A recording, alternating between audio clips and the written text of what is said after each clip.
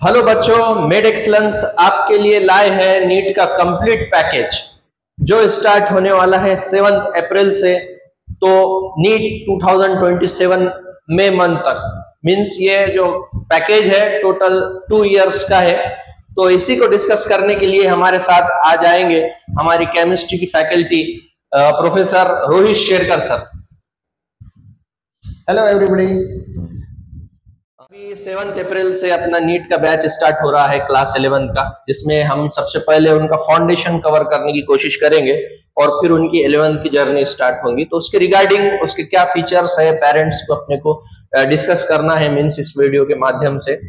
जी sir, असल में सभी बच्चों को ये सबसे पहले ये जानना है कि अगर आपको नीट क्रैक करनी है और 720 का ये जो पूरा पेपर है हमारा, अगर ये स्कोर हमें अचीव करना है तो हमें 11th से ही स्टार्ट करना पड़ेगा, क्योंकि 11th ही हमारा सबसे इंपॉर्टेंट और बेसिक पार्ट होता है।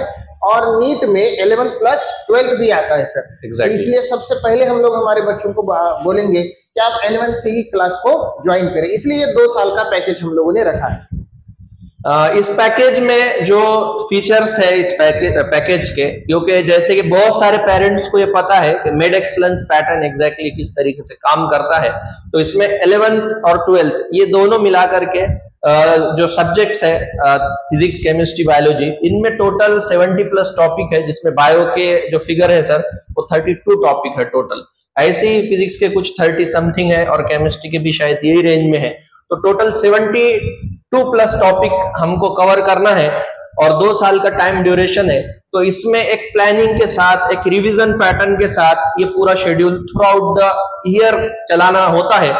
इसलिए बच्चों को चाहिए कि शुरुआत से ही वो इस चीज को समझे, इसकी गंभीरता को समझे। जी बिल्कुल सर। अब जैसे कि देखा जाए कि यहाँ पर हमारे पास 3 सब्जेक्ट हम लोगों को कंपलसरी करने हैं।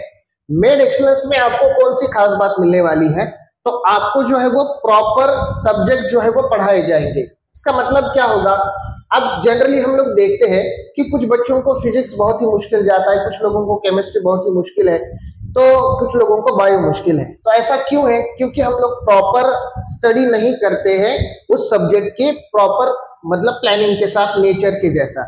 अगर आपको फिजिक्स पढ़ना है तो फिजिक्स के नेचर में आपको जाना पड़ेगा, और इसलिए हमारे जो MS सर है जी, वो तो एकदम बेसिक से शुरुआत करते हैं। नहीं, मैथमेटिक्स लेते हैं, पहले तो 1 महीना लगभग आप लोगों को पूरा बेसिक मैथ लिया जाएगा, जो जो भी आपको फिजिक्स में लगने वाला है, और उसके बाद एप्लीकेशन में जाएंगे। तो ये होता है तरीका किसी भी सब्जेक्ट को पढ़ने का और पढ़ाने का। केमिस्ट्री के बारे में मैं अगर बात कहूँ तो केमिस्ट्री में भी हम लोग बहुत बेसिक से शुरू करते हैं, यानी कि एलिमेंट से, एटम से शुरू करते हैं, एक एक चीज को समझते हैं और फिर एप्लीकेशन में जाते हैं। बायो वो भी आपको सर बताएंगे। जी सर, सबसे पहले तो MS सर की एक बात डिस्कस करके मैं बायो की तरफ आऊंगा कि MS सर पूरे साल तक जो भी टॉपिक पढ़ा रहे उसमें वो फिजिक्स का बेसिक साथ में भी लेते। खास बात है शुरुआत में तो लेते ही लेते।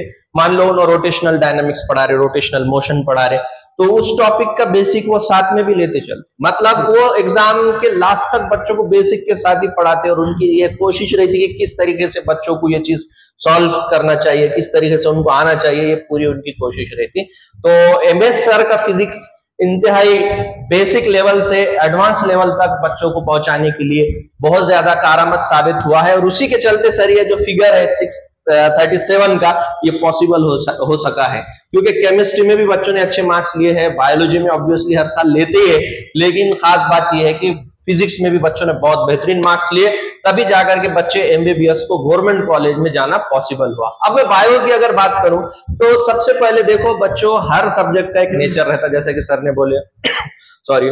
तो उसमें क्या होता है, बायोलॉजी का जो नेचर है वो हमको समझना जरूरी है। और अभी जिस एरा में हम चल रहे मींस अभी जो नीट का पैटर्न है बायोलॉजी का, उसमें फिजिक्स और केमिस्ट्री का बेसिक बच्चों का पक्का होना बहुत जरूरी है बायोलॉजी पढ़ने के लिए, और टाइम मैनेजमेंट होना बहुत जरूरी है। क्योंकि बच्चे अपना दिमाग एक ही रखते हैं लेकिन सब्जेक्ट उनके पास 3 है, तो तीनों सब्जेक्ट को अपने नेक्स्ट लेवल तक ले जाने के लिए बच्चों के लिए बहुत हार्ड टास्क होता है।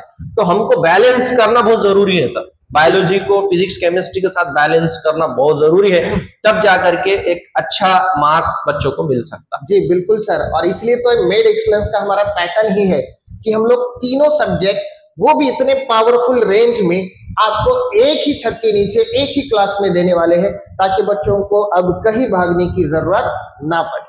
तो मैं यही कहूंगा पेरेंट्स से और बच्चों से कि बच्चों, वक्त बहुत कीमती है और हमारे पास जो है तो ये सब ट्रायल्स के लिए टाइम नहीं है। मेड एक्सीलेंस पैटर्न ये परखा गया पैटर्न है, इसके रिजल्ट्स आए हैं और आने वाले दिनों में इससे भी बेहतर रिजल्ट्स आने वाले हैं। इसका रीजन ये है कि हम हर बार कुछ ना कुछ नए चीजें हम अडॉप्ट करते रह रहे, जो भी उसमें और क्या बेहतरी बनाई जा सकती है उसको भी हम अप्लाई करते रह रहे। तो मेड एक्सीलेंस पैटर्न ये आपके लिए बहुत ज्यादा सुटेबल पैटर्न है। हिंदी लैंग्वेज में, अपनी लोकल लैंग्वेज में प्लस इंग्लिश के साथ मिक्स करके उसको सिंपल तरीके से बच्चों को पढ़ाया जाता है और हार्ड से हार्ड लैंग्वेज समझने के लिए उनको डिफिकल्ट टाइप के एमसीक्यूज भी कराए जाते हैं और वो सब चीजें कवर की जाती है जो बच्चों के लिए जरूरी है।